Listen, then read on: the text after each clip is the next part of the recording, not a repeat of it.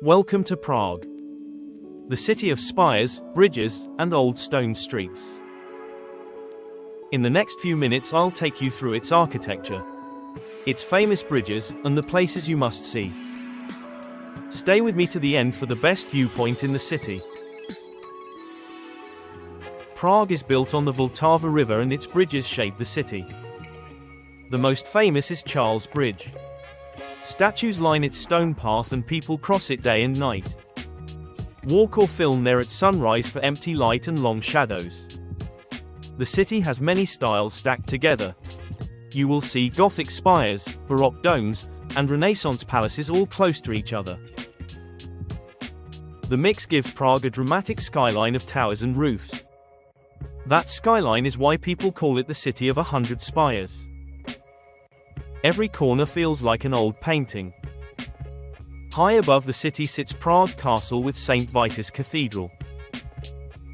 The castle area holds palaces, courtyards, and views that show how the city grew from a hill down to the river. From many bridges and hills you can point the camera up the hill to the spires and the big church. Old Town is narrow streets, tall houses, and busy squares. The Astronomical Clock sits on the Old Town Hall. People gather to watch its figures move.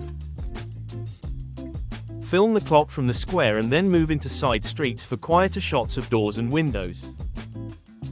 Prague grew over many centuries. Kings, emperors, and church leaders shaped its streets and palaces.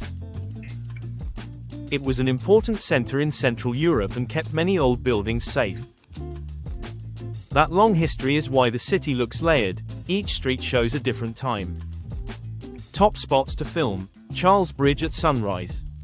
The views from the Castle Hill, Old Town Square near the clock, the streets of Lesser Town, and the riverbanks. For rooftops, climb any tower facing the river for the wide skyline. If you like this Prague tour, subscribe for more city guides and short photo lists.